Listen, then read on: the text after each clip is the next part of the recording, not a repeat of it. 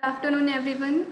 This is Kalyani from Sangath Bhopal Hub, and good afternoon, all, and good morning to Dr. Tara. I welcome you all to our Sangath Monthly Research Webinar. As you all are aware, we are arranging these webinar series with global health and global mental health researchers and practitioners, and it has served as a platform to interact, discuss, and learn from various research projects and studies that are happening in various domains. So today we are delighted to welcome Dr. Tara, who is an associate professor in social epidemiology at the London School of Hygiene and Tropical Medicine. She is particularly interested in understanding the structural drivers of HIV risk, including violence, mental health, and alcohol use problems, and in evaluating large-scale public health interventions to address these risk factors. In collaboration with Karnataka Health Promotion Trust and the University of Manitoba, she has worked in South India from 2007 to 2019 on evaluating 3 such interventions with female sex workers, adolescent girls, with a particular focus on violence prevention and the prevention of child marriage and the secondary school dropout. So based on her vast experience in the field over all these years, today Dr. Tara is going to speak on tackling the structural drivers of HIV infection in India. So I welcome you all once again, and without further ado, I will hand it over to Dr. Tara for the talk. Thank you. Over to you, Dr. Tara. Oh, thank you so much. And thank you to everyone for inviting me to talk today. Let me start by sharing my screen. Let's put that up to like that. And, oh, I don't know if that's worked. Hang on again, sorry. You'd think after all of this time, I might have learned how to do this. Can you see that screen now? And has it gone to this large, I don't know what's happened here. So we can see the screen, Dr. Tara. Yes, now it's there we are. Yes. Perfect. Okay, fantastic. And thanks so much for asking me to talk about my work in India to date. I actually feel like I'm telling you about my entire academic life since becoming an epidemiologist in this talk. I originally trained as an immunologist and did my PhD in Kenya. And then I did a master's in epidemiology, and for 14 or maybe a bit longer, actually, maybe it was 16 years, I worked with Karnataka Health Promotion Trust in South India. And it was just such a brilliant experience. And so it is great to be asked to talk about that work today. And the work I am presenting today was obviously not just conducted by myself, although I'd love it to be that way, but it's conducted by multiple teams, both in India and in the UK and in Canada. And I'm going to talk to you about 3 different projects which we worked on, 2 of which were trials. And Kalyana, you know, sometimes my bandwidth goes, so if my voice goes Daleki, just let me know, okay, and I will turn my video off. Yes, sure. Okay. So what I'm going to cover today is we're going to talk about what structural factors are. You may or may not have discussed this before with your teams, but why they are important, particularly for HIV prevention. And I'm going to reflect on the design and inclusion of structural interventions as part of HIV prevention programming using these 3 case examples from India. So I'm going to start by asking you as a group just to have a think and say out loud, why are female sex workers at increased risk of HIV infection compared with women in the general population? Why do you think sex workers are at increased risk of HIV? Getting you to talk first thing. If anyone can give me some ideas as to why you think sex workers might be at increased risk of HIV infection compared with women in the general population. Tara, you might have some people typing in the chat box. I can't see that. Let me just see. Okay. So Anand says less negotiation power. Yeah.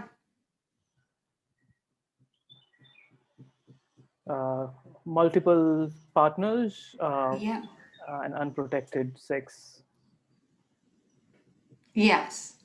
which probably comes from the less negotiation power as well. Yes. Anything else from anyone?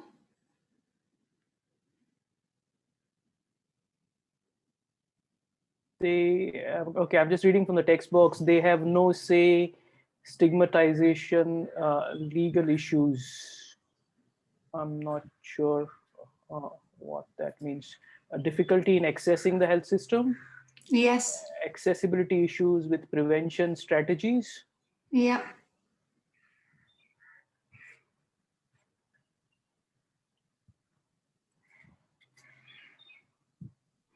Okay. Well, I asked that same question to a group of sex workers in Nairobi. And this diagram really summarizes what they answered. So they knew that condom use was necessary in order to prevent from HIV. And the yellow box, the yellow circle here represents condom use or non-condom use. So they talked about all these different other reasons as to why, even though they knew that they need to use condoms, they may not use condoms. And those reasons included things around poverty, so being paid a higher price and being very impoverished meant that they accepted the higher payment in exchange for unprotected sex. They may have unprotected sex with their boyfriends who are unfaithful to them and therefore expose them to HIV. The poverty drives the sex work, which means they have multiple partners. They live in unsafe settings, so if they experience violence, if it's sexual violence, they won't be using a condom during that. Or the fear of physical violence may also mean that they use condoms.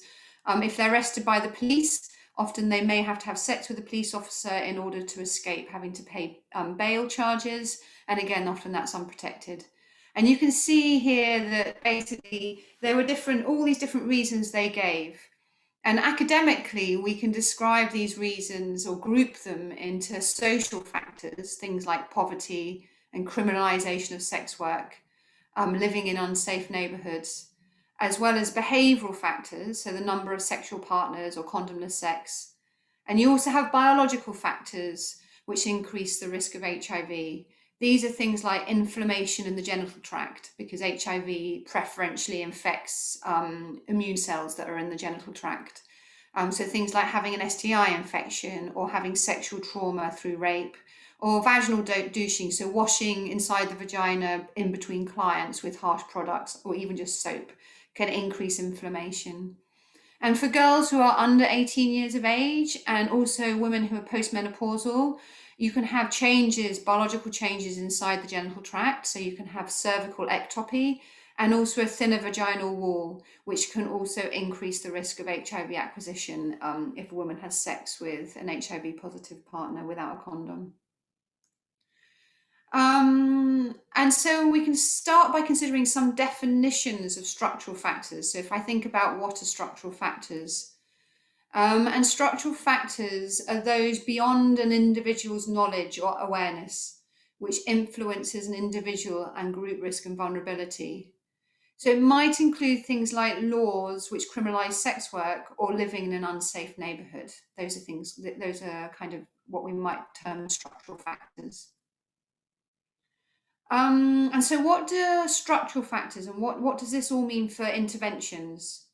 So if the disease determinant is biological, then the intervention is going to be clinical. So for example, if the factor is HIV, then the intervention might be PrEP, pre-exposure prophylaxis use, or whereas if the disease determinant is behavioral, such as a high number of sexual partners, then the intervention is going to be educational. So for example, it could be to reduce the numbers of partners or increase condom use.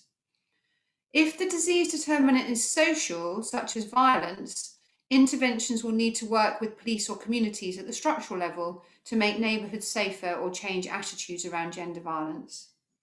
So depending on how you categorise your disease determinants will determine what kind of intervention you want to design. And what is important about this is that individual level interventions require high levels of personal volition or motivation to achieve change, whereas a structural intervention requires low levels of personal volition or motivation to achieve change. So, for example, with an alcohol intervention, which I'm sure lots of you are familiar with, an individual level intervention could be to support an individual to drink less, whereas a structural intervention would be to increase the price of alcohol. And you have some other examples here as well with drugs and obesity. And the evidence for HIV suggests that if you purely focus on the clinical interventions and ignore the social factors, that your interventions are likely to be much less successful. And in reality, we often look at combination HIV prevention, and that's actually now what is recommended by the World Health Organization. So if we're thinking back to this example for sex workers, then you can see how we might need a combination of these different interventions, with some requiring high levels of personal volition, such as wearing condoms, and others requiring low levels, such as the training of police to become protectors rather than purveyors of violence. This is a conceptual framework which was developed by Strive, which was a 7-year consortium I was part of, that was funded by DFID, and which worked to consider the structural drivers of HIV transmission and to address them. And within this framework, you can see that factors are working at the macro level, the community level, the individual level, and the proximate determinant level of risk in order to increase the chance of HIV transmission. So macro level factors might include things like customary laws or cultures and religions, whereas community level factors might be things like low education or low levels of education or poor healthcare access. Interpersonal or individual level factors might include things like gendered violence or harmful alcohol use, whereas proximate determinants of risk may include things like partner selection or unprotected sex or untreated STIs. And all of the factors above the proximate determinants of risk lead to increasing the chances of proximate determinants of risk. But when we're thinking about structural interventions, you could target the macro level or the community level factors. But in reality, often the community level factors are easier to intervene with and to make changes to within programmatic timeframes. And that is often what we focus on whilst doing advocacy for things like changing national laws. So I'm going to talk to you about if structural interventions are feasible and effective using these 3 case studies that I've worked on in India. So the first case study is called the India Avahan program. And I don't know, some of you may or may not have worked on this program. But this was a large-scale targeted HIV prevention program, which was funded by the Bill and Melinda Gates Foundation for 10 years. And it took programs rapidly to scale in the 6 states in India with the highest HIV prevalence. It started in 2004 in response to an escalating HIV epidemic among some key groups in India, in particular female sex workers and pregnant women attending antenatal care services. And the real fear at that time was you were seeing escalating HIV prevalence and within key populations. And the fear was that if you didn't do a proper intervention now that was targeted and large scale, that you would start to get an escalated or a generalized HIV epidemic in India like you had seen in parts of sub-Saharan Africa. The program was taken rapidly to scale in the 6 states with the highest HIV prevalence rates. And these were Karnataka state, Maharashtra state, Andhra Pradesh and Tamil Nadu in the south, and Manipur and Nagaland in the northeast. And the interventions targeted those most at risk, such as female sex workers and men who have sex with men in the 4 southern states, and those groups along with people who inject drugs in Nagaland and Manipur. The programming initially comprised of the standard package of care seen elsewhere globally, such as the provision of female sex worker and MSM services, peer outreach and education, and free condoms and HIV and STI testing. However, what made this program really unique was that the program quickly developed to also include key upstream issues facing these populations. And I'm going to talk to you specifically about what happened with female sex workers in Karnataka, but a similar process also took place with MSM and in the other states as well. So the first thing that Karnataka State, or KHPT, Karnataka Health Promotion Trust, did, which I thought was quite innovative at the time, was to really try and understand who their denominator was. So they undertook these huge mapping exercises across the state to try and map the numbers of female sex workers and gay men across living across the state, because they felt that if they didn't know who their denominator was, how do they know who they've reached and if they've been successful? They also then, once they'd done their mapping, they conducted needs assessment workshops with female sex workers to understand the key concerns in their lives. And women described how violence, poverty, and stigma were key concerns. And the program then responded by developing interventions to address these concerns as part of the HIV programming. So what you had was that the program was delivered really in 3 phases. You had the early phase in 2004 to 2006, followed by an intensive phase 2006 to 2008, in which they created this enabling environment, in which I call these upstream structural interventions. And then the ongoing phase was in 2008 to 2013, when the program ownership was passed over to female sex workers and community-based organisations.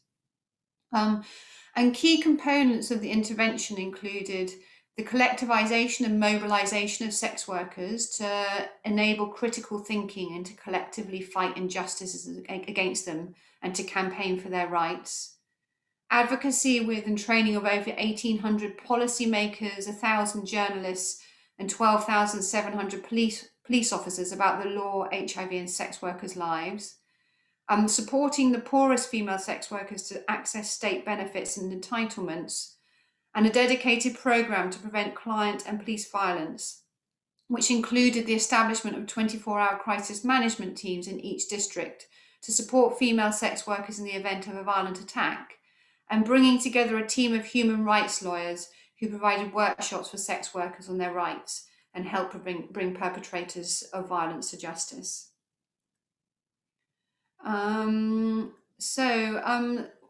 In terms of evaluating the program's impact, we had these following data sources available to us. So we had the monitoring and evaluation reporting, which was fed in monthly across 20 districts. We had polling booth surveys, which were conducted annually in 16 to 20 of the districts. There's 27 districts in Karnataka. And these were innovative to me anyway, and they were great. They were kind of a cheap and effective way of being able to assess what was going on in each district. So where you randomly select participants from your mapping to participate, and they are given, I think they had 23 questions in the polling booth surveys.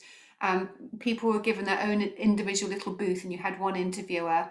And people were asked to vote for each question to say yes, no, or don't know. And you can see that they could put their card within the polling booth there, and they could answer without anyone else seeing what they were saying. And they would ask questions around, have you experienced violence in the last 12 months? Have you used a condom with your last partner? And so it also helped. It was a cheap way of asking questions to multiple people, and also it helped reduce social desirability bias. We also conducted integrated behavioural and biological assessments, which were in-depth behavioural biological surveys, every 3 years amongst a random sample of around 450 sex workers in 5 districts. So what we found was a rapid scale-up of the Avahan programme in Karnataka between 2005 and 2011, with the number of female sex workers estimated to have regular contact with the programme increasing from 8,000 in 2005 to 52,000 in 2011. The programme also increased access to benefits and entitlements for sex workers. So in the 4 years between 2006 and 2009, a total of 46,194 sex workers were referred for government social entitlements, with 27,000 of those, which is around 60%, successfully receiving these entitlements by the end of 2009.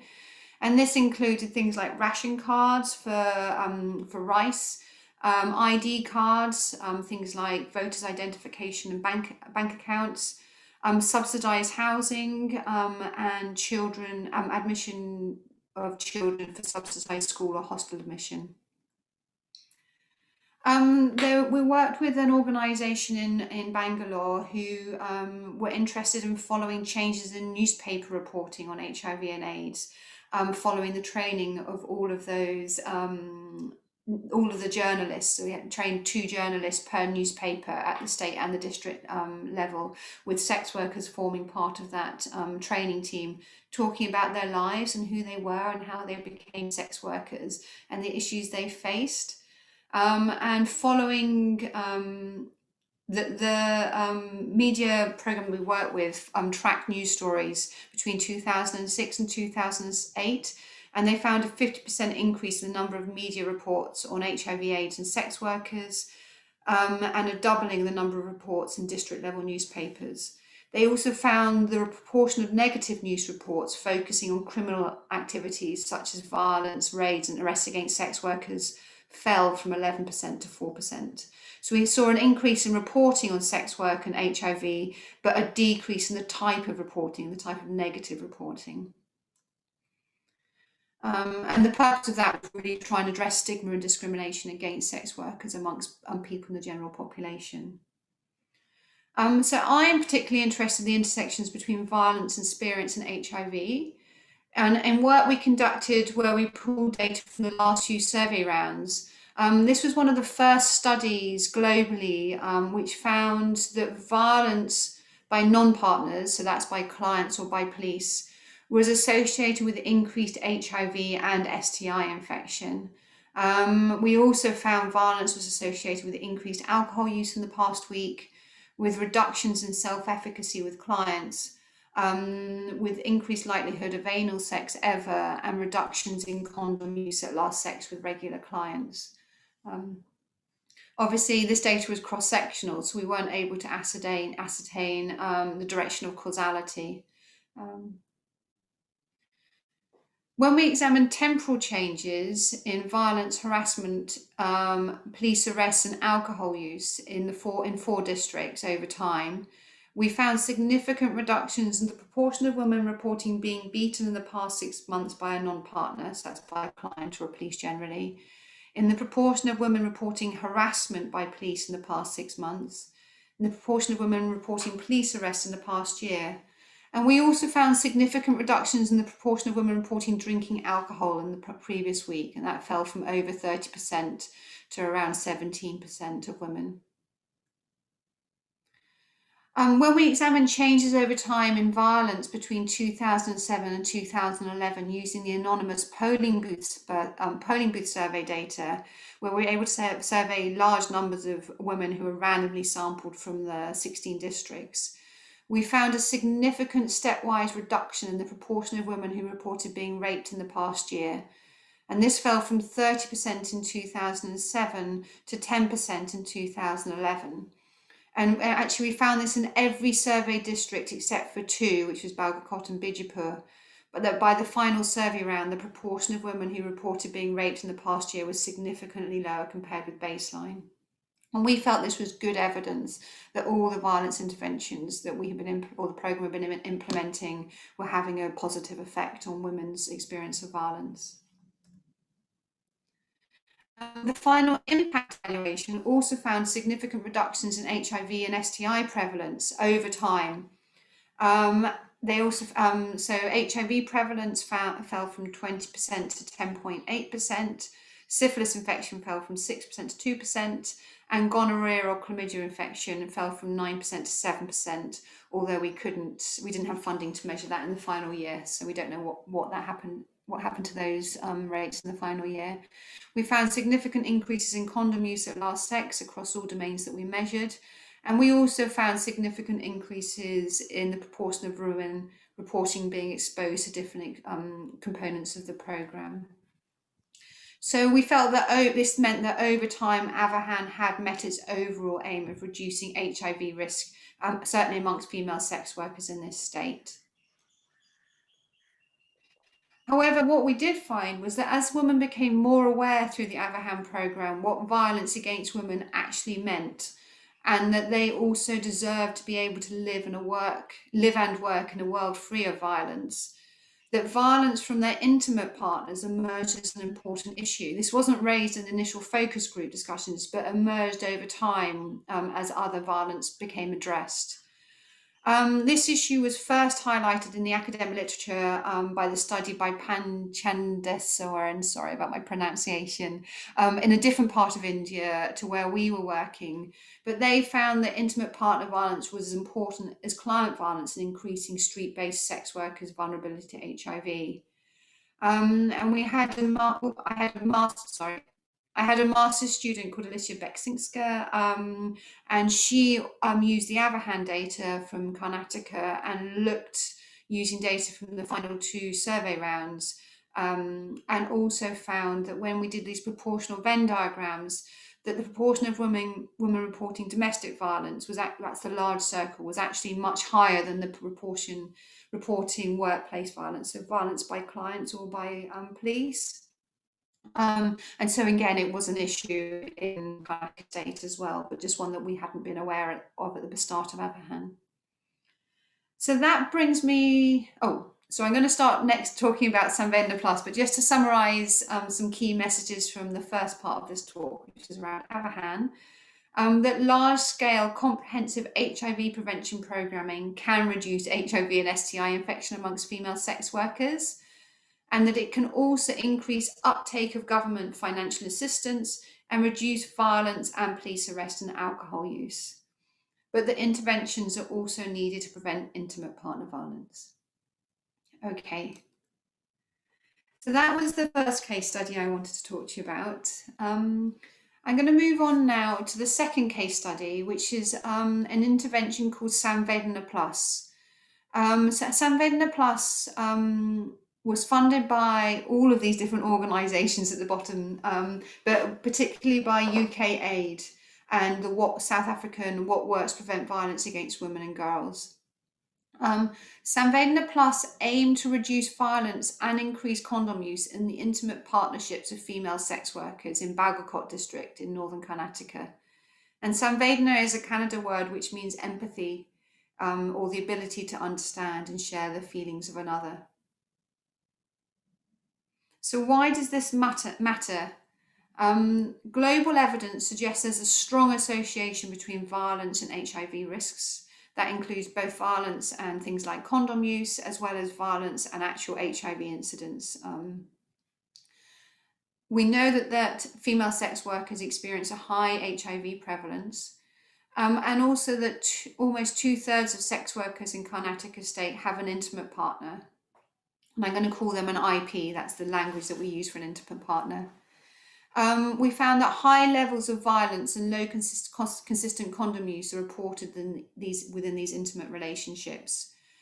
But there is a paucity of interventions to address intimate partner violence amongst sex workers. In fact, this intervention I'm going to describe was the first globally, and as to my knowledge remains the only one globally. And there may be more new ones, but I have not heard of them. So the intervention worked at the individual level, the community-based organisation level, and the community level. And so what we did was we identified all female sex workers living in 47 villages who had an intimate partner and who were 18 years or plus. Female sex workers in Balgakot district are predominantly Devadasi sex workers. So those are girls who are born into the Devadasi tradition and dedicated to the goddess Yelema, often around the age of menarche. And then usually become commercial sex workers when they become older, or often in their teenage years as well. The intervention was implemented by a sex worker-led community-based organisation in 2 talukas of Balgakot district. It covered 800 female sex workers across 47 villages. So we had 24 intervention villages and 23 comparison villages. The individual level interventions work with female sex workers and also their intimate partners. We also did joint events, which included couples events and also couple counselling. Okay. So the evaluation of the intervention was a cluster randomized control trial design. We randomly selected 47 of the village clusters into 24 intervention and 23 comparison groups. We had 620 female sex workers at baseline and 547 female sex workers at end line. And we had 3 primary and 5 secondary outcomes. What we found at the end of the trial, we had a very depressing unblinding process at the end of our trial. We found no difference whatsoever in our primary outcomes across the trial arms. So our 3 primary outcomes at end-line were physical or sexual intimate partner violence in the past 6 months, severe physical or sexual IPV in the last 6 months, and consistent condom use with your intimate partner in the last 30 days. And these were really, we found similar levels between control and intervention arms at end-line. We did find some improvements in some of the secondary outcomes at end-line. We did find a significant reduction in the acceptance of intimate partner violence and a significant increase in the knowledge of self-protection strategies and also in the reporting of solidarity amongst female sex workers on intimate partner violence. But we found no difference in self-efficacy to use condom with intimate partners or in the disclosure of intimate partner violence. So what did we learn? We found that no impact of the intervention on the primary outcomes while we had some moderate impact on the secondary outcomes. We think that the no difference that we found in primary outcomes across the trial arm was mostly due to, first of all, contamination. We think we had a really big contamination problem, and it was a real learning process for the implementation team in particular, in the fact that it was the same community-based organisation who were delivering the intervention in both the control and the intervention villages. And if they had somebody in the intervention village who reported violence or who were in a violence relationship, they intervened in just as you would do, I guess. And so I think if we were to do this again, you would want to have separate organisations, I think, delivering the intervention and working in your intervention and control villages, because what we found was that women in the control villages received a lot of the interventions that the women in the intervention villages were getting. We also found at end-line that we have very low levels of intimate partner violence reporting, especially compared to our midline survey data, which I didn't show you. And we think this is potentially due to the complex nature of female sex worker intimate partner relationships in this context. And so these relationships we found through our qualitative research are extremely complex and very unequal. So often the male partner will be married, and often the female sex worker and the intimate partner will meet, and she's not allowed to marry if she's a Devadasi. But he will then often be married by his family to somebody else later on, and he may have children with her, but then he'll have a new family as well. And so often she'll find that as she gets older, that she's able to get less attention from him, and also that he doesn't invite her to social events and things that he used to invite her to. So the importance of this relationship for her is really cannot be understated, we found. And the reporting of intimate partner violence, we think, was probably grossly underreported. We also had a lot of challenges working with the intimate partners of sex workers. They didn't want to come together into groups. They didn't want to be identified as a partner of a sex worker. And so the group sessions that were planned for intimate partners didn't work very well at all. And we found that the privacy and the illegitimacy of the intimate partner female sex worker relationship acts as a barrier to violence prevention. Okay, So I'm now going to talk to you about another case study. This is the third case study called Samata. I've been talking for quite a long time now. So what we're going to do now is I'm going to stop sharing my screen, and the video is going to play from your side. But I've got a little video to introduce what Samata was. Okay.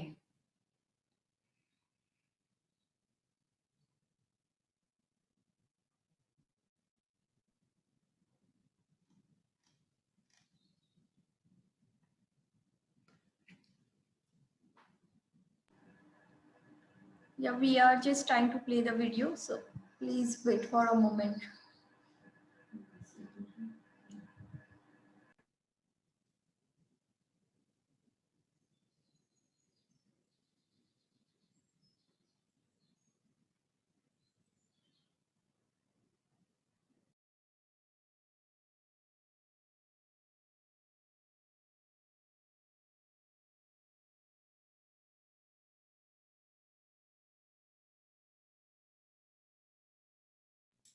There should be sound. Is the sound working?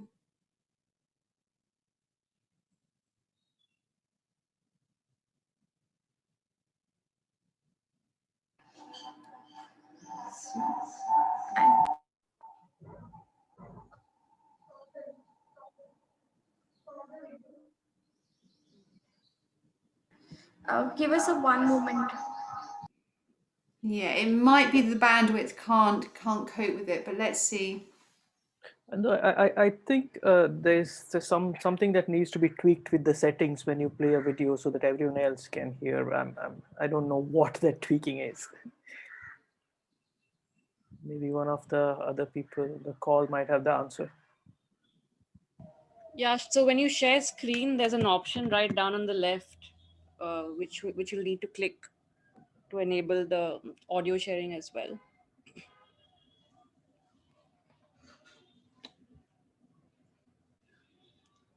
Kalyani, do you want to try resharing it?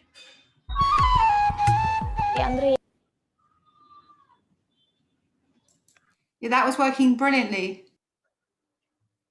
ಯಾವುದೇ ಒಂದು ಸಣ್ಣ ಕೆಲಸ ಆದರೂ ಅದು ಸ್ವಲ್ಪ ನಮ್ದು ಅಷ್ಟಿಗೆ ನಾವು ನೋಡ್ಕೋಬೇಕು ಅನ್ನೋದು ಒಂದು ಆಸೆ. ನಮ್ಮ ಕಾಲಿನ ಮೇಲೆ ನಾವು ನಿಲ್ಬೇಕಂತ.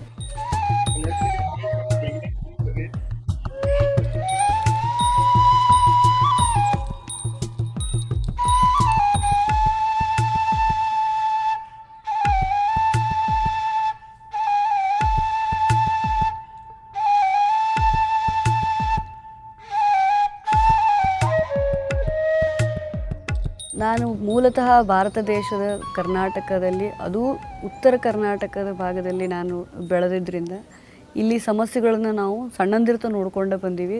SC/ST ಸಮುದಾಯದಲ್ಲಿ ಹೆಣ್ಣುಮಕ್ಕಳು ಶಾಲೆಯನ್ನು ಬೇಗ ಬಿಡುವುದಾಗಿರಲಿ, ಅದು ಒಂದು ಸಮಸ್ಯೆಯಾಗಿ ನಾವು ನೋಡ್ತೀವಿ. ಅದರಿಂದ ಅವ್ರಿಗೆ ಬೇಗ ಮದುವೆ ಆಗುವಂತಹ ಸಾಧ್ಯತೆ, ಮಕ್ಕಳು ಶಾಲೆ ಬಿಡ್ತಾರೆ ಅಂದ್ಕೊಳ್ಳಿ ಅವರು ಜಲ್ದಿ ಮದುವೆ ಮಾಡಬೇಕು ಅಂತ ವಿಚಾರ ಮಾಡ್ತಾರೆ ಮನೆಯವರು. ಆಮೇಲೆ ಅದರಿಂದ ಒಂದೊಂದು ಸಲ ಅಂಥ ಸಮುದಾಯದಲ್ಲಿ, ಆ ಸಮುದಾಯಗಳಲ್ಲಿ ಮಕ್ಕಳನ್ನ ದೇವದಾಸಿಗೆ ಬಿಡಬೇಕು ಅಂತ ಎಲ್ಲ ಮಾಡೋದ್ರಿಂದ, ಎಲ್ಲದರಿಂದ ಮಕ್ಕಳಿಗೆ ಸಾಕಷ್ಟು ಮಕ್ಕಳು HIV ತುತ್ತಾಗುವಂಥ ಸಾಧ್ಯತೆಗಳು ಭಾಳ ಅದಾವು. ಮಕ್ಕಳು ಆರೋಗ್ಯದ ಇನ್ನಿತರ ಸಮಸ್ಯೆಗಳಿಗೆ ತುತ್ತಾಗುವಂತಹ ಸಾಧ್ಯತೆಗಳು ಭಾಳ ಅದಾವು. ಅವರು ಹೆಣ್ಣು ಮಕ್ಕಳನ್ನು ಕಲಿಸಿ ಮುಂದೇನು ಮಾಡೋದು ಅಂಥೇಳಿ ಹಿಂಗೆ ಕೆಲವೊಂದು ನೆಗೆಟಿವ್ ಥಿಂಕಿಂಗ್ ಮಾಡ್ತಾ ಇದೆ. ಈ ಸರಿಯಾದ ಗೈಡೆನ್ಸ್ ಇರಲಾರ್ದ ಸಲುವಾಗಿ ಮಕ್ಕಳು ಸರಿಯಾಗಿ ಶಾಲೆಗೆ ಬರಲ್ಲ. ಆಮೇಲೆ ಅವರನ್ನು ಬೇರೆ ಮನೆ ಕೆಲಸಕ್ಕೆ ಯೂಸ್ ಮಾಡ್ಬೋದು, ಆಮೇಲೆ ಹೊಲ ಗದ್ದೆಗಳಿಗೆ ಯೂಸ್ ಮಾಡೋದು. ಈ ರೀತಿಯಾಗಿ ಮಕ್ಕಳು ಸ್ವಲ್ಪ ಅಬ್ಸೆಂಟ್ ಉಳಿಲಿಕ್ಕೆ ಕಾರಣಗಳಿವೆ. ಅದ್ರ ಜೊತೆಗೆ ಏನಾಕೈತಿ, ಮಕ್ಕಳು ಹಿಂಗೆ ಹಗಲೆಲ್ಲ ಶಾಲೆ ಬಿಡೋದ್ರಿಂದ ಅವ್ರ ಶಾಲೆಯಲ್ಲಿ ಅವರು ಯಶಸ್ಸು ಕಾಣೋದನ್ನು ಸ್ವಲ್ಪ ಕಡಿಮೆ ಆಗ್ತದೆ. ಅಂದರೆ ಅವರು ಮಾರ್ಕ್ಸ್ ಕಮ್ಮಿ ತೊಗೊಳೋದಾಗಲಿ ಅಂಥದ್ದು ಸಮಸ್ಯೆ ಆದಾಗೂ ಮಗು ಸಾಕಷ್ಟು ಸಲ ಶಾಲೆಯೊಳಗೆ, ಶಿಕ್ಷಣದೊಳಗೆ ಅವ್ರ ಇಂಟ್ರೆಸ್ಟನ್ನು ಕಡಿಮೆ ಮಾಡಿಕೊಳ್ಳುವಂತಹ ಸಾಧ್ಯತೆ ಆಗಿ ಹಂಗೂ ಆಗಿ ಮಕ್ಕಳು ಶಾಲೆಯಿಂದ ಹೊರಗುಳಿತಾ ಇದ್ದಾರೆ.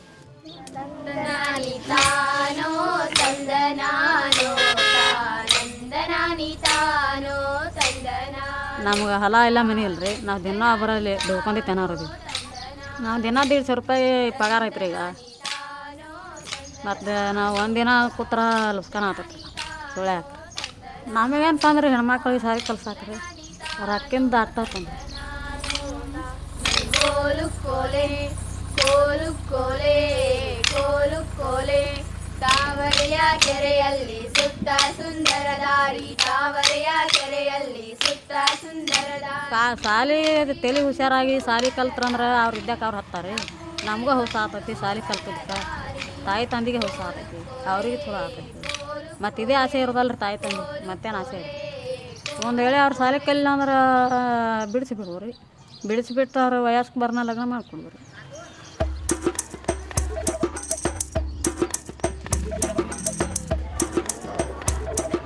ತಡ ಮಾಡಿ ಮದುವೆ ಆಗುತ್ತಂದ್ರೆ 18 ರೀ, ಲೌಕರ್ ಮದುವೆ ಮಾಡ್ಕೊಂಡು 14 ವರ್ಷ.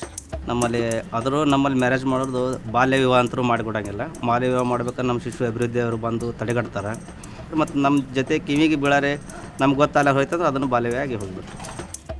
ನಾನು ಮದುವೆ ಬೇಡ ಅಂತ ನಮ್ಮ ಪೇರೆಂಟ್ಸ್ ಹತ್ರ ಸರಿ ಅವ್ರು ಏನೂ ಅನ್ನೋದಿಲ್ಲರಿ, ತಾವು ಅಷ್ಟೇ ಮಾತಾಡ್ಕೋತಾರೆ. ಈಗ ನಾವು ಮನ್ಯಾಗ ಮಾತ್ರ ಈಗ ಮಕ್ಳಾದಂದ್ರೆ ಎದೆ ಮ್ಯಾಗ ಕೂತಂಗೆ ಆತಲ್ರಿ ಮಕ್ಳಿಗೆ ರೀ. ಇನ್ನು ಅವರು ಒಬ್ರು ಬರ್ತಾರೆ ರೀ ಅಂದ್ರೆ ಸೋಟು ಮನ್ಯಾಗ ಎಲ್ಲಕ್ಕೆ ತೊಗೊಂಡು ಹ್ಯಾಂಗೆ ಕೊಡ್ರದ್ರಿ ಹೇಳ್ರಿ.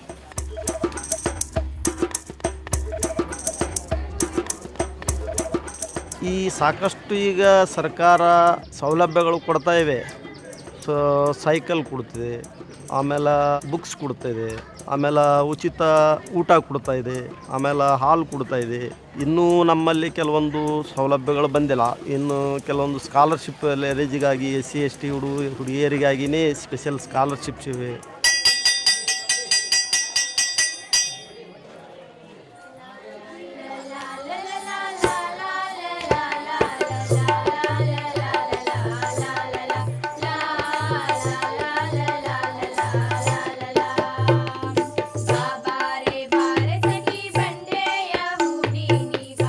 ಕಾರ್ಯಕ್ರಮದಲ್ಲಿ ಅತಿ ದೊಡ್ಡ ಸವಾಲು ಅಂತಂದರೆ ಈ ಸಾಮಾಜಿಕ ನಿಯಮಗಳು ಅಥವಾ ಲಿಂಗತ್ವದ ನಿಯಮಗಳು ಅಂತೇನು ಸಮಾಜದ ರೂಢಿಗಳು ಅಂತೇವೆ ನಾವು, ಅವು ನಮಗೆ ಬಹುದೊಡ್ಡ ಸವಾಲು. ಯಾಕೆ ಅಂತಂದರೆ ಸಮಾಜದ ರೂಢಿಗಳು ಒಂದು ಹೇಳ್ತಾವೆ. ಅಂದರೆ ಈಗ ಅದಕ್ಕೊಂದು ಉದಾಹರಣೆ ಕೊಡಬೇಕು ಅಂತಂದರೆ, ಸಮಾಜದ ರೂಢಿ ಏನಿದೆ, ಸಮಾಜದಲ್ಲಿ ಏನು ಜನ ನಂಬುತ್ತಾರೆ ಅಂತಂದರೆ, ಅವ್ರ ನಂಬಿಕೆ ಏನಂತಂದರೆ ಹೆಣ್ಮಕ್ಳು ಶಾಲೆ ಕಲಿತು ಮುಂದೆ ಹೋಗುವಂಥ ಅವಶ್ಯಕತೆ ಹೆಚ್ಚೇನಿಲ್ಲ. ನನಗೆ ಕೆಲವೊಂದು ಹುಡುಗರೆಲ್ಲ ಅವರು ಬಿಡ್ತೇನೆಂದ್ರು ನಮ್ಮಲ್ಲಿ ಗಂಡಸು ಮಕ್ಕಳಿಗೆ ಶಾಲೆ ಬಿಡಿಸೋಂಗಿಲ್ಲ. ಅವರಿಗೆಲ್ಲ ಮುಂದೆ ಖರ್ಚು ವೆಚ್ಚ ಏನಾಗ ಇವತ್ತು ಆರ್ಥಿಕ ಪರಿಸ್ಥಿತಿ ಇದ್ರೂ ದೇಣೆ ತೆಗೆದಾಕಲ್ದು ಅವರಿಗೆ ಶಾಲೆ ಕಲಿಸ್ಲಿಕ್ಕೆ ದುಡಿದು ತಂದೆ ತಾಯಿ ಕಳಿಸ್ತಾರೆ. ಹೀಗಾಗಿ ಅಂದ್ರೆ ಈ ಹುಡುಗರಿಗೆ ಅನುಕೂಲ ಹೆಚ್ಚು, ಹುಡುಗಿಯರೆಲ್ಲ ಭಾಳ ಅನುಕೂಲ ಇರೋದು. ನನ್ನ ಪ್ರಕಾರ ಹುಡುಗರು ಶಾಲೆ ಕಲಿಬಾರ್ದು, ಕಲ್ತ್ರೆ ಮುಂದೆ ಭಾಳ ತೊಂದರೆ ಆಗ್ತದೆ. ಮನ್ಯಾಗ ಹುಡುಗರು ಬಿಟ್ಟು ಎಲ್ಲ ಕಡೆ ಹೋಗ್ಬೇಕು, ತಿರುಗಾಡ್ಬೇಕು, ಮತ್ತು ಮನೆಯ ಕೆಲಸ ಎಲ್ಲ ಬಿಟ್ಟು ಇದು ಮಾಡ್ಬೇಕು, ಭಾಳ ಕಷ್ಟ ಇರ್ತದೆ. ಪ್ರತಿಯೊಂದರಲ್ಲಿ ಹೆಣ್ಮಕ್ಳು ಅಥವಾ ಗಂಡ್ಮಕ್ಳು ನಾವು ಮಾಡುವಂಥ ಕೆಲಸದಲ್ಲಿ ಒಂದಷ್ಟು ರೂಢಿಗಳನ್ನು, ಒಂದಷ್ಟು ನಿಯಮಗಳನ್ನು ಸಮಾಜ ಹಾಕಿರ್ತದೆ. ಇವು ಭಾಳಷ್ಟು ವರ್ಷದಿಂದ ಆ ರೂಢಿಗಳು ನಾವು ರೂಢಿಸ್ಕೊಂಡು ಬಂದಿರ್ತೀವಿ. ಆ ರೂಢಿಗಳೇನಾಗ್ತೈತಿ ಒಂದೇ ಸಲಕ್ಕೆ ಬದಲಾವಣೆ ಆಗುವಂಥದ್ದಲ್ಲ.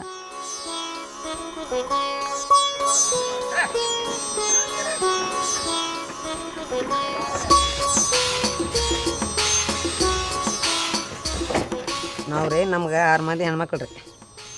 6 ಮಂದಿ ಹೆಣ್ಮಕ್ಳು ಒಂದು 5 ಮಂದಿ ಕೂಲಿ ಮಾಡ್ತಿರ್ತಾರೆ ರೀ. ಒಬ್ಬಾಕಿನ ಸಾಲಿಗೆ ಹಚ್ಚೇನಿ ರೀ, ರಾಜೇಶ್ವರನ್ ರೀ.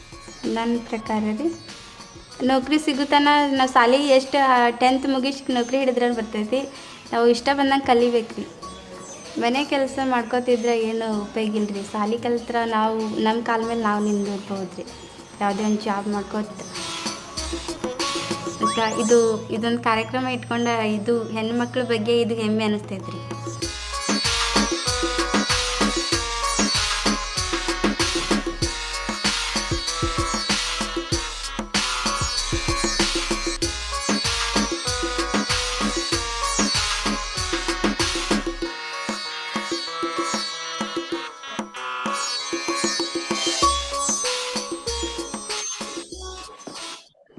Okay, thanks for that. So let me start sharing my screen again.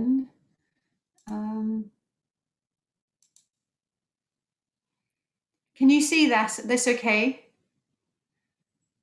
Yep. Yeah, brilliant. Okay.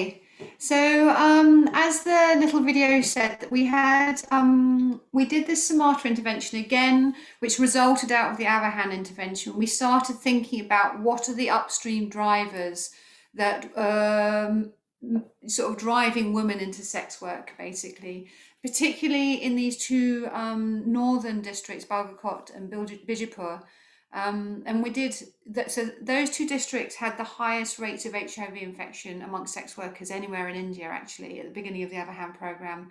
And we did some mapping, or the University of Manitoba did some mapping exercises, which showed that girls who were dedicated as Devadasi were going to work in the brothels in Maharashtra, often up in Mumbai or in Pune, and then coming home, often having acquired HIV and being left to die.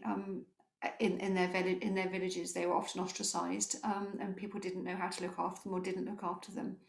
And so this Sumatra intervention was really trying to go very upstream and trying to address this trajectory of either entry into sex work or early child marriage amongst scheduled caste and scheduled tribe girls, adolescent girls, by working to keep girls in school until they completed their secondary school in order to delay age of marriage and to prevent entry into sex work.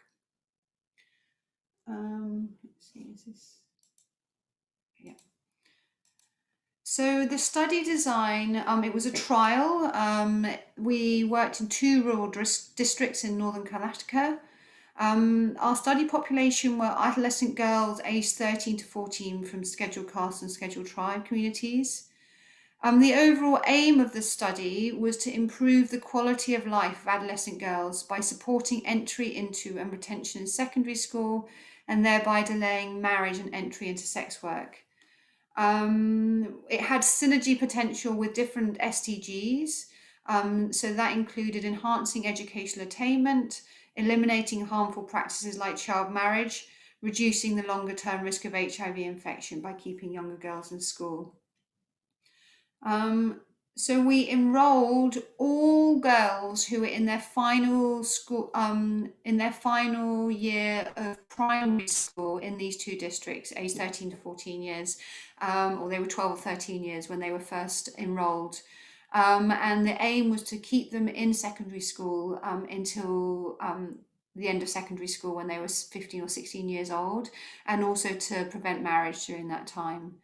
It was a multi-level intervention with a large focus on working with girls, working in group sessions, group reflection sessions, to thinking about gender and gender norms and trying to address those with girls, conducting tuition classes, leadership training, career counselling, trying to create safe access to public spaces, and the formation of a community advisory board. The program also worked with boys in the villages through mentoring training, reflection groups, using sports to try and again challenge gender norms. And they had tournaments and boys champions, and providing a legitimate forum for girls and boys to be able to interact, which is not normally allowed. Then we work with families and communities, doing family outreach and linking families to social entitlements, things like free schooling and bicycle use. We also conducted parents' meeting and discussion forums, and did very targeted outreach to families where children or girls become engaged to try and prevent the marriage. The team also worked with schools and conducted gender sensitization training, and created gender sensitive school plans, and created a tracking tool to be able to track girls, and so basically having a register and making sure that each day a girl didn't turn up, that the family was contacted to find out why she wasn't there, and an outreach worker potentially visited to bring her back to school. So it was a cluster randomized control trial between 2014 and 2017, which evaluated the intervention among girls aged 15 to 16 at N-line. So this was the trial profile. We had originally 225 schools. They were government schools, which fell within 121 village clusters, and we randomly selected 68 of these clusters, and then we made sure that none of the village clusters neighboured each other, so they were all separated geographically, and we randomly selected 40 intervention village clusters and 40 control village clusters, and they together had 129 schools, government schools. A village cluster comprises a main village and then the little villages just around that main village. And we had 2,457 girls who were eligible for the trial. So the primary outcomes, we had two primary outcomes, which was the proportion of girls who complete secondary school and the proportion of girls who are married by trial endline. And we had 4 secondary outcomes, which were the proportion of girls who enter into 8th standard, so start secondary school, who pass their 10th standard exams, so not just complete secondary school, but also pass their exams, who have sexual debut by trial endline, and who are married and cohabiting with a husband by trial endline. We also measured some intermediate outcomes. We had a very complex theory of change, which wouldn't fit on a slide, it's so long. But some of these intermediate outcomes were improving the sense of self-esteem, confidence, and expansion of social network among girls, and favourable social norms and attitudes related to girls' education, marriage, and gender roles amongst family members. So here are our findings. Similar to Sangath, we unblinded both trials in the same week, and it was the most depressed week we've ever had as a study team after these 5 years of working together.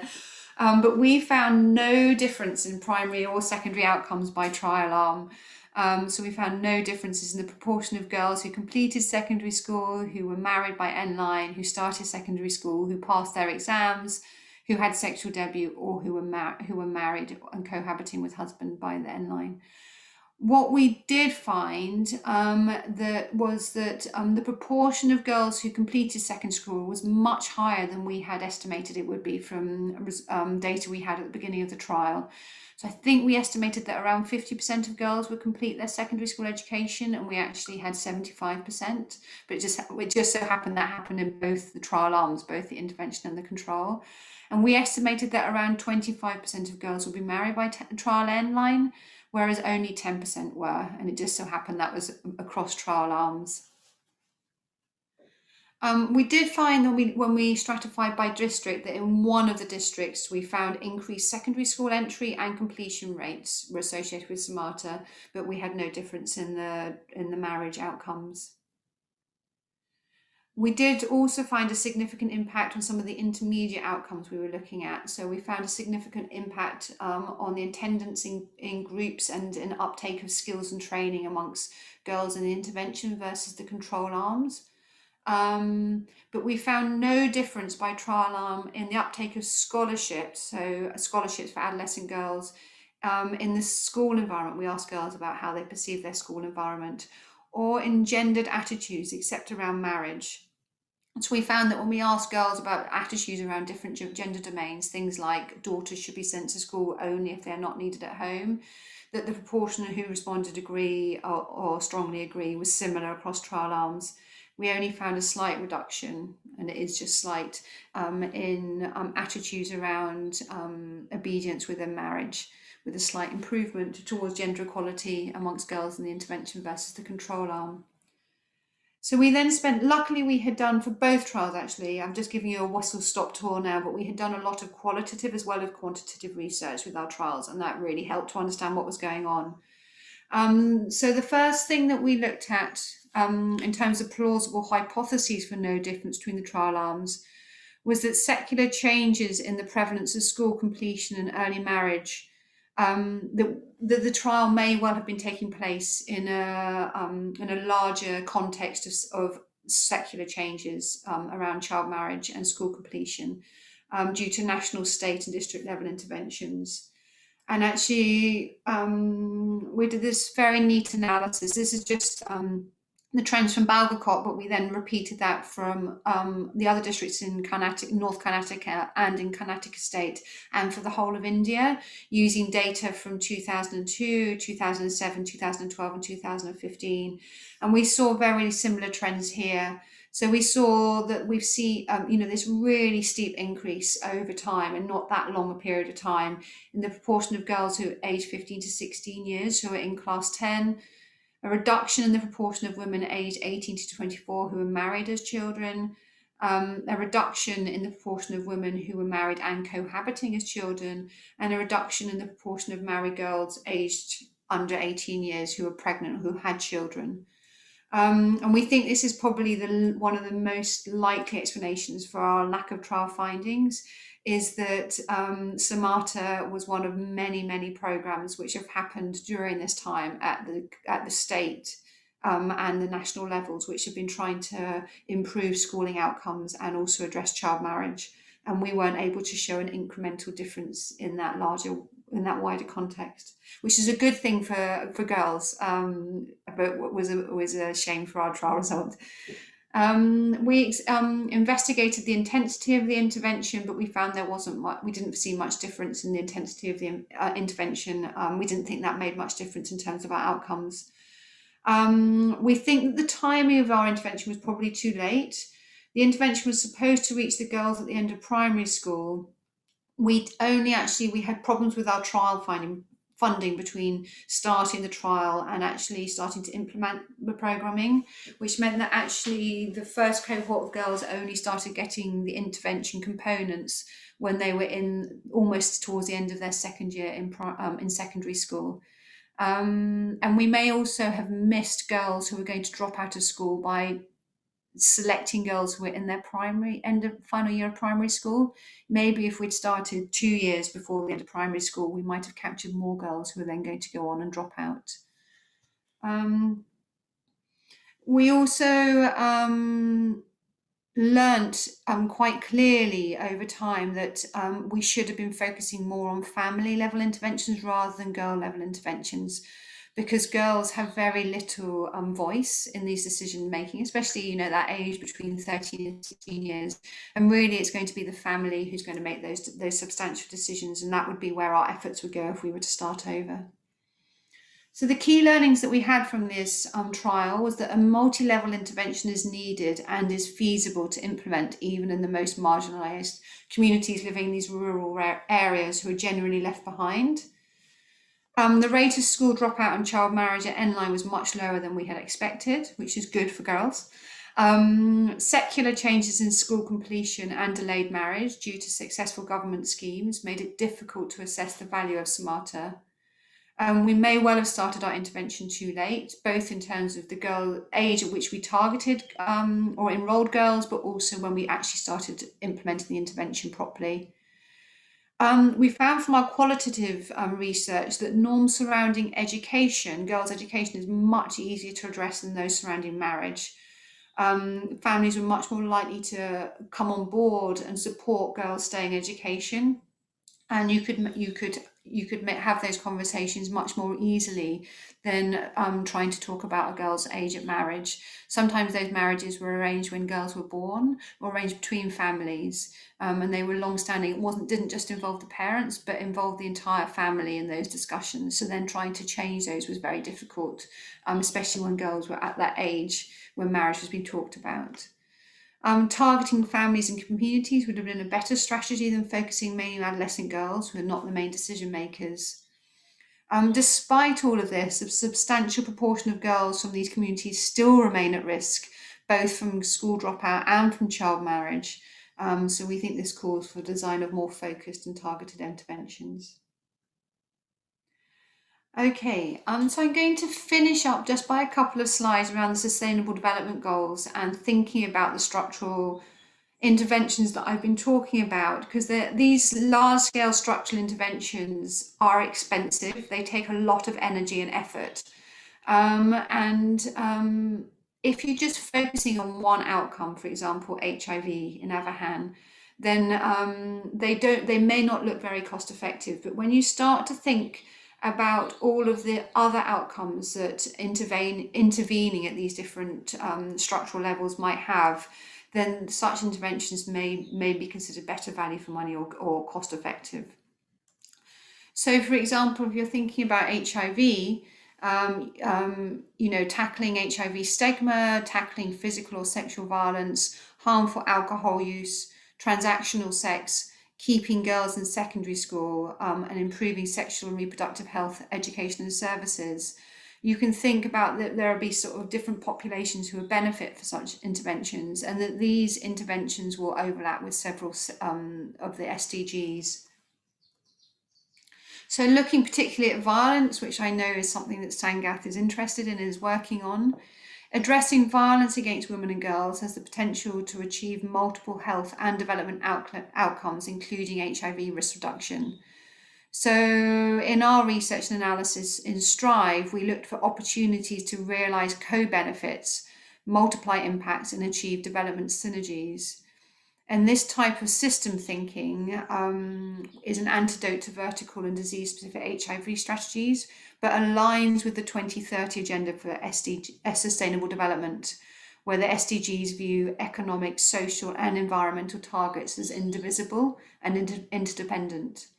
So we conducted mapping of published literature against the 17 UN SDGs, and to preventing all forms of violence against women and girls in both public and private spaces appears as target 2 under goal 5, gender equality. However, there are 8 SDGs and 20 sub-goals which have a synergistic relationship with preventing violence against women and girls.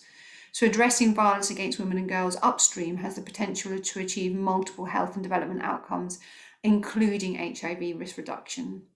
But you wouldn't necessarily expect for HIV programming to be the sole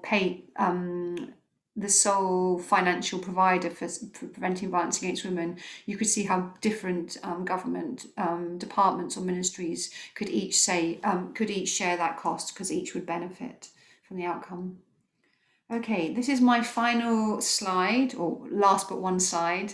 So the final reflections from all that I have presented.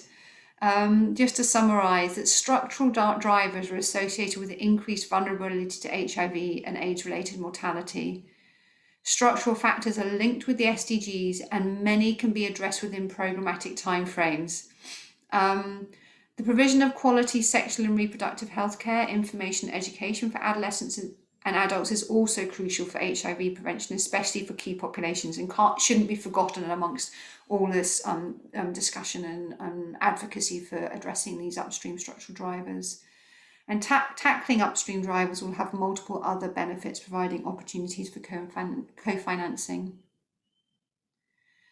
Okay, my last slide, I'd like to thank the team at London School of Hygiene and Tropical Medicine, in particular Charlotte Watts and Laurie Heisey and Mitzi Gavos, who were the co-directors for Strive, along with Anna Vassal, Lucy Platt, Martin Colombian. Annie Holmes made the film. There's multiple films that she made, which are just brilliant, and which you can find on the Strive website. I'd also like to thank my colleagues at the Karnataka Health Promotion Trust, who I've really enjoyed working with over these years.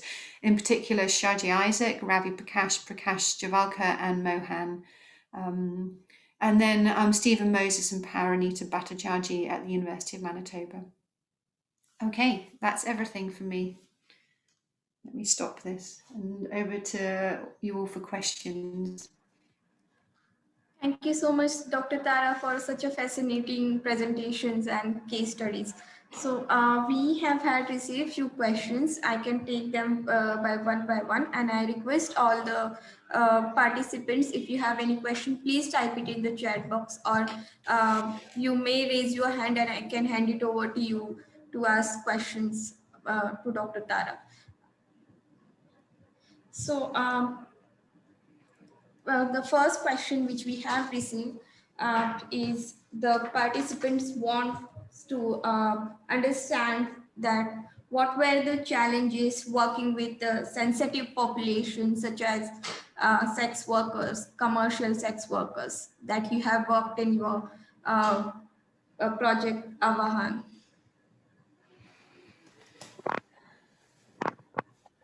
So I think, can you hear me okay? Yes. So I think one of the challenges of working with sex workers in Karnataka compared to, say, in Calcutta or in Mumbai, is that women who sell sex were scattered and hidden across rural areas. So sex work in Karnataka is generally rural, and women don't advertise that they're sex workers. They don't look any different.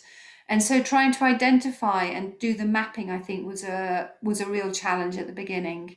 And also trying to, because there's so much stigma against sex work, was trying to identify women and get them to come together to start to work together and to collectivize and to mobilize women so that as a community they can advocate for their needs much more effectively than they can individually. But I think that was the biggest challenge at the beginning. And the way that the program sought to overcome that was by creating these drop-in centres in areas in each of the districts that they worked in. And these drop-in centres were beautiful, these beautiful spaces. I don't think I showed a photograph actually, but there were these lovely spaces, and sex workers themselves chose the location of these drop-in centres. And they also were involved in the recruitment of any staff that were working there. So they sat on the recruitment board, they decided the doctor, the nurse, the counsellor that was going to work there. And these spaces also were places where women could come and rest during the day. They could come and have food, there was hot showers, they could get HIV and STI testing, and they could get counselling. And so I think that process at the beginning, and also sitting around and inviting women together and asking them what are the issues that you face in your lives, and not coming from a top-down approach of we want to prevent HIV amongst the general population and we're really wanting to target high-risk groups.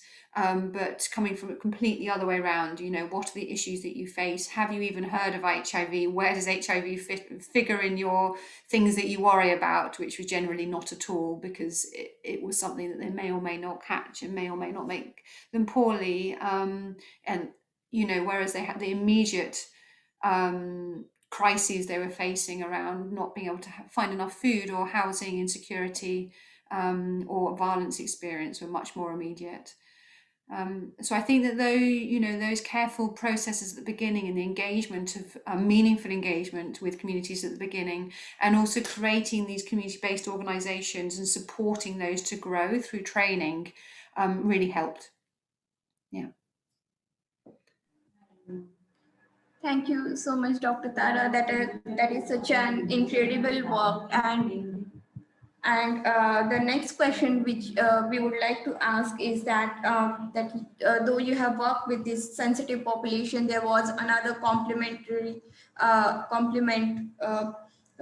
of this intervention that you have coordinated with different government agencies. So coordinating with these coordinators or the stakeholders would have also involved many law order concerns or any other legal kind of issues. So what was your experience dealing with those issues, and what were your strategies to bring all these stakeholders together for the successful implementation of this project?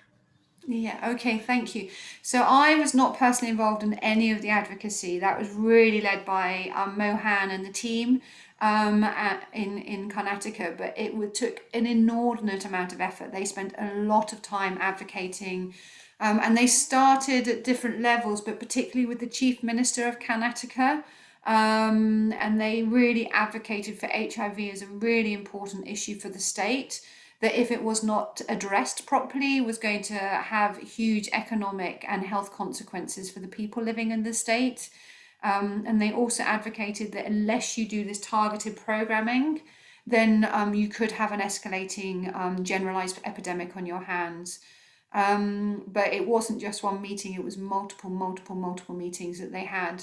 But once the Chief Minister came on board, then I think things became easier. So he had they did the training of the journalists, and one of the things that the Chief Minister agreed to do was to go and visit the home of an HIV positive person, and to spend the night there and to be photographed eating food and sharing that space with that person. And that was reported in all the newspapers.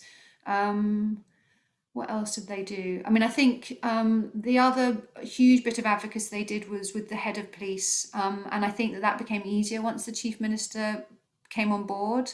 But that was also a huge target of the intervention, especially with the sex workers, was really trying to challenge how the police were behaving towards sex workers, and trying to change the role of police from purveyor of violence to protector from violence.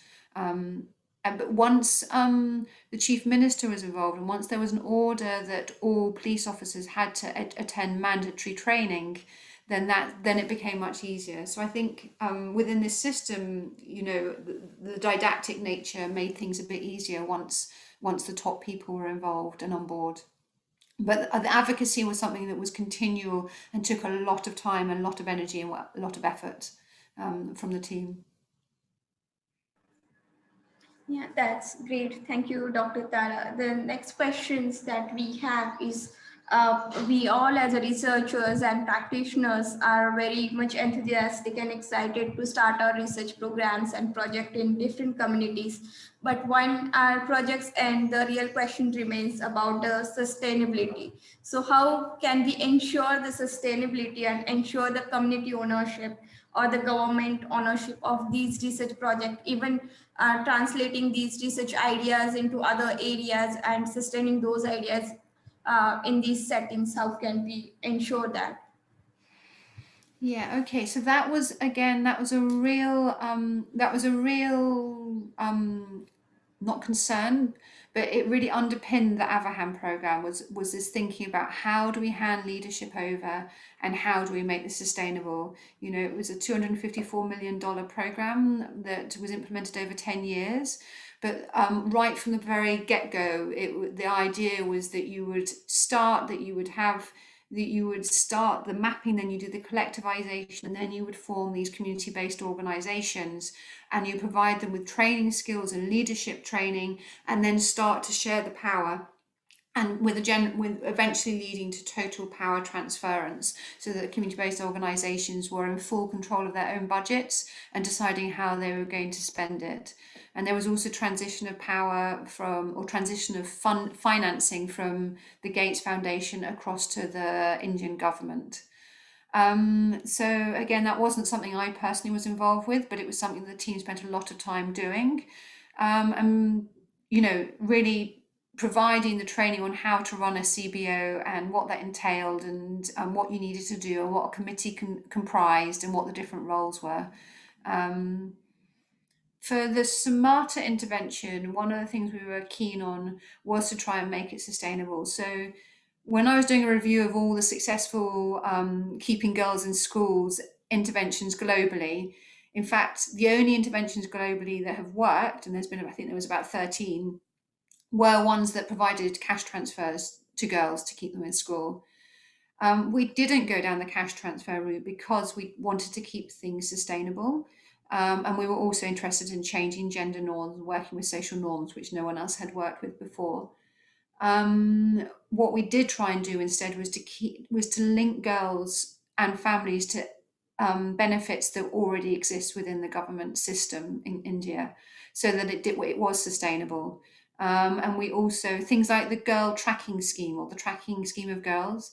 So one of the things that happened in Sumatra was that halfway through our trial, the state government took the interventions we were doing, or some of the key components, and just rolled them out to all schools.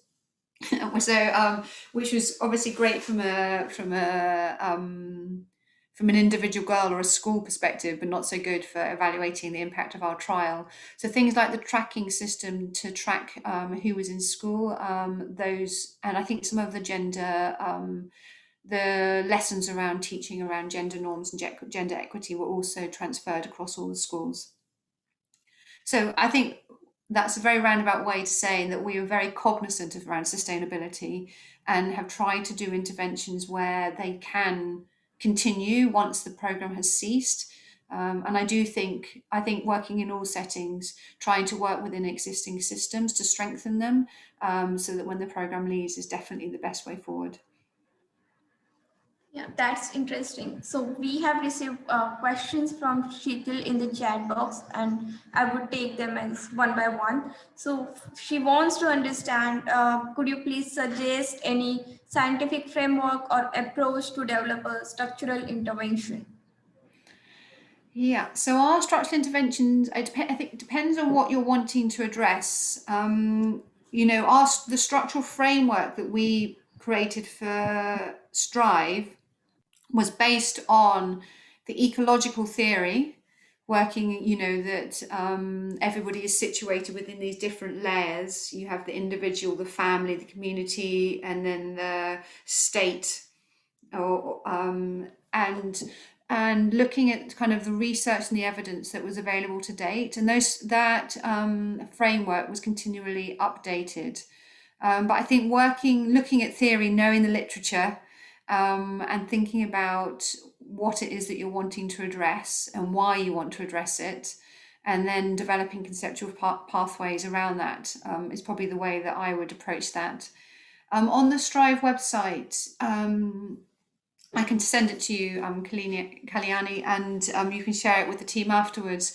But we have got a really nice summary document which pulled all of this learning together, which we produced at the end of the Strive program, and that talks specifically about structural interventions and what they comprise and how you can implement them. Okay, sure, that would be helpful. So her second question is how the need assessment can be done at community level to understand the needs of the community of structural intervention. I mean, the way that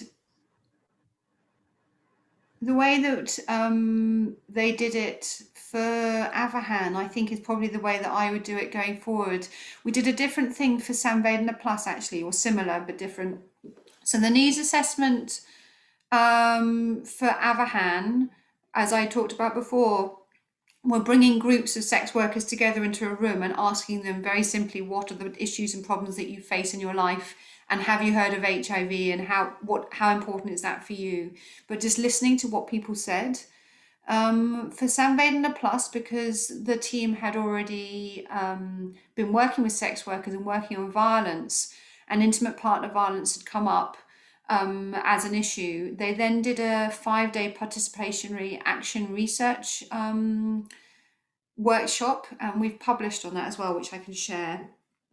But that was much more focused, and again had groups of sex workers, but really talking then very much about intimate partner violence and about, you know, what it was, how it felt, what it looked like, and thinking about how it would be best to address it. And that was how the intervention was developed, following on from those participatory action research workshops. I'll share that paper with you.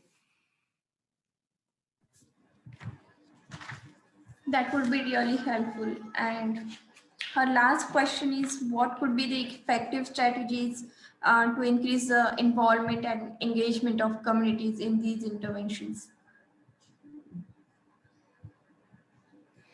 I mean, learning from this, and also I've been working in Nairobi in Kenya. Avita and Abhijit have been part of that team as well. I've got a study that's in Nairobi at the moment, which is a 3-year study looking at the impacts of violence and mental health on biological, immunological changes to the body. So looking at inflammation in the genital tract and the blood. Once I'd got the study funded, and people argue you should engage earlier, but once I had the study funded, I met with a group of 20 sex workers, including many of the kind of self-nominated leaders. And we did a workshop, and I presented what we were planning to do with the study. And they fed back, and they gave some very strong and helpful feedback. So, for example, my study was just focused on HIV negative women. And they said, you can't discriminate women based on their HIV status. If you're going to do the study here, you need to enroll anybody regardless of HIV status. And so we did that. We had to be careful with our budgeting, because we had to enroll an extra 25% of women than we hadn't planned to do so. But actually, I'm really pleased that we did that. And we've continued to, you know, one of the other things they wanted was a mental health intervention. And that's when Abby and Avita came on board and helped deliver that as part of our study team training. And we've met with that community representatives every quarter and made sure we present our research findings to them first, before academics, before publishing, and getting their input. I also have in my team in Nairobi, half of my team are community members, so half of my study team are sex workers. They are not doing the actual research, so they're not doing the actual face-to-face interviews. So I know that has happened elsewhere.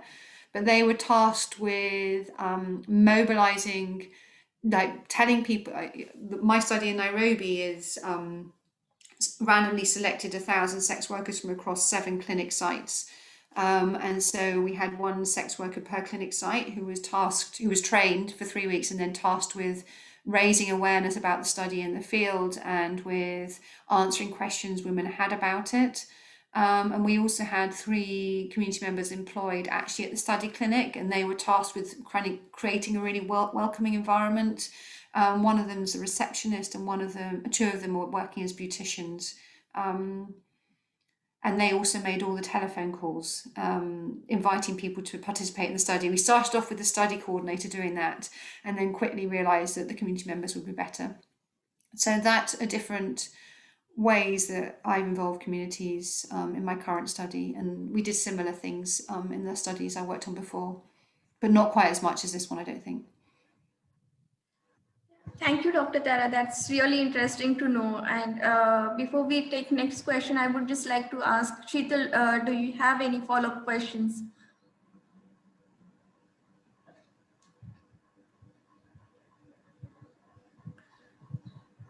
Okay, I guess it's no. So I'm in continuation of what you have just shared, that we would like to know what were the commonalities between the experience of sex worker working with sex workers in Kenya and in Nairobi and in India. Right. So some of the commonalities, commonalities in terms of, I guess some of the legal environment is very similar. And so having this, it's very murky, the laws around whether sex work is itself legal or illegal. And I think that sex work per se is not illegal under laws in either country, but profiting from selling sex is. And so it's very unclear, I think, both to sex workers and to the police who are trying to implement it. So I think that is a commonality, the kind of criminalization and the lack of clarity around the law. Experiences of violence, intimate partner and workplace violence are also common. I would say that rates are much higher in Nairobi than what I saw in India, but they were still high in India. Rates of stigma and discrimination and marginalization because of using sex work to make a living are also high in both settings. I think one thing that's very different between the settings is how women dress. So sex workers in Nairobi, when they go out to sell sex, are wearing very different clothes to what they might wear during the day. So often very short skirts or very tight tops, lots of makeup, and just definitely made up to go out in the evening. Whereas sex workers in India, I found didn't look any different during the day or during the evening or any time. And in fact, I would never have been able to identify somebody who was a sex worker in India by looking at them. So that was quite interesting. I think and I think kind of the drivers of entry into sex work are quite similar in both contexts. I mean, it's slightly different in northern India where you have Devadasi culture, but certainly in Kenya, the key drivers of entry into sex work is most women have had children and widowed or separated or divorced, and have little education and entering into sex work to feed themselves and their family. With very limited other livelihood options, and we saw similar things in India. Yeah, that's really great. So we have 2 more questions, but before taking those, I would just request if any other participants would like to ask any questions to Dr. Tara. You can please raise your hand and go ahead, unmute yourself and go ahead. Kalyani, I also have another meeting I have to attend at 10:30 my time, which is in 3 minutes, so I'll need to wrap up by 10:30. Oh, yeah. So maybe we can take just last question, and which is, can you please elaborate some more on social desirability bias? Wow. Okay. So social desirability bias. I wonder if that question comes related to the polling booth surveys, But social desirability bias is about what somebody actually reports when they're asked a question compared to what the actual reality is. So, for example, we often find that behaviours that are deemed to be socially unacceptable or that people might be embarrassed about tend to be underreported. And so that's what we call with social desirability bias. So, for example, if you ask a sex worker in a face-to-face interview, have you used a condom at the last time you had sex? She may well say yes, even if the answer is no, because she knows that you spent all this money, providing resources and training about the importance of using condoms. So it's that social desirability bias which may mean that she answers yes when the actual answer is no. And we see that coming into play amongst pretty much all the behaviours that we work with. So you'll see that as well with mental health problems, I'm sure, but with harmful drinking, harmful substance use, condom use, violence experience, women often underreport violence experience, especially if it's amongst if they're experiencing it from an intimate partner. And so I'm guessing that question may have related to the polling booth surveys, but I really like the polling booth surveys because we think that helps overcome a lot of the social desirability bias, because no one can see your answer, you're just telling it to a box. And we did see that actually when we compared things like rates of reported condom use, they were much lower when we looked at the polling booth survey data compared to the face-to-face interview data. And we saw that rates of reported violence, were higher in the polling booth survey data compared to the face-to-face interview data. That's great. Thank you so much, Dr. Tara. So I would like to now, it's time and I would like to conclude the meeting. So thank you, Dr. Tara, for taking time out of your busy schedule to address our small group. And thank you so much for such a fascinating presentation.